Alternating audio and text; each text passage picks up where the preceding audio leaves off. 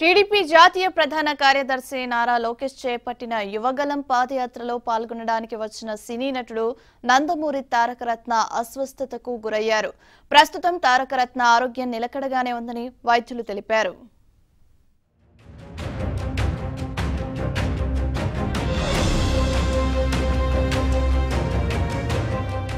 కుప్పం పట్టణం లక్ష్మీపురంలోని మసీదులో శుక్రవారం జరిగిన ప్రత్యేక ప్రార్థనల్లో లోకేష్, నందమూరి బాలకృష్ణ, తారకరత్న పాల్గొన్నారు. మిగిలిన వారి కంటే కాస్త ముందుగా తారకరత్న మసీదు నుంచి బయటకొచ్చేశారు. మసీదు బయట కాస్త దూరంలో ఒక్కసారిగా సొమ్మసిల్లి కింద పడిపోయారు. వెంటనే యువగళం బృందంలోని వాలంటీర్లు ఆయన్ను కారులో కుప్పంలోని కేసీ ఆసుపత్రికి తీసుకువెళ్లగా అక్కడ వైద్యులు ప్రాథమిక చికిత్స అందించారు.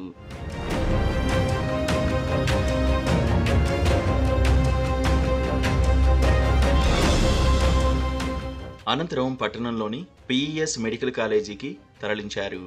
బాలకృష్ణ, గోరెంట్ల బుచ్చయ్య చౌదరి తదితరులు పిఈఎస్కు వెళ్లి ఆరోగ్య పరిస్థితిని పర్యవేక్షించారు. తొలుత బెంగళూరులోని నారాయణ హృదయాలయకు ఎయిర్ అంబులెన్స్లో తరలిద్దామని ప్రయత్నించినా అది దక్షిణాదిన ఎక్కడా అందుబాటులో లేదు. టీడీపీ అధినేత చంద్రబాబు తారకరత్న ఆరోగ్య పరిస్థితిపై ఆరా తీసి పిఈఎస్ ఆసుపత్రి వైద్యులతో మాట్లాడారు.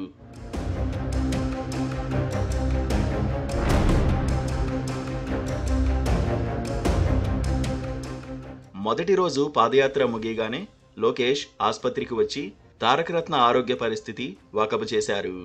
ప్రముఖ సినీ నటుడు జూనియర్ ఎన్టీఆర్, తారకరత్న భార్య కూడా బాలకృష్ణకు ఫోన్ చేసి ఆయన ఆరోగ్యం గురించి తెలుసుకున్నారు.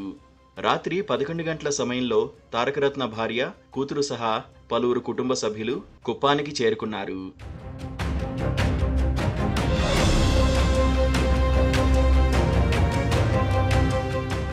బెంగళూరు నుంచి నారాయణ హృదయాలయ వైద్య బృందం పిఈఎస్ ఆసుపత్రికి వచ్చి తారకరత్నను పరీక్షించింది.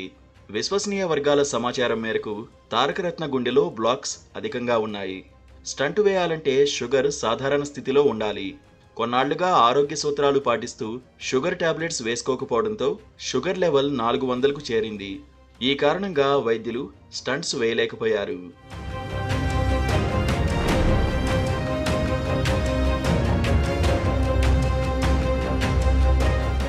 తారకరత్నను మెరుగైన చికిత్స కోసం శుక్రవారం అర్ధరాత్రి బెంగళూరులోని నారాయణ హృదయాలయ ఆసుపత్రికి తరలించారు.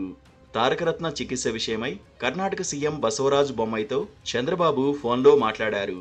ఆయన్ను తరలించే సమయంలో ట్రాఫిక్లో చిక్కుకోకుండా వేగంగా ఆసుపత్రికి చేర్చడానికి సాయం చేయాలని కోరారు. పోలీస్ అధికారులకు చెప్పి ఇబ్బంది లేకుండా చూస్తానని బొమ్మాయి హామీ ఇచ్చినట్లు సమాచారం.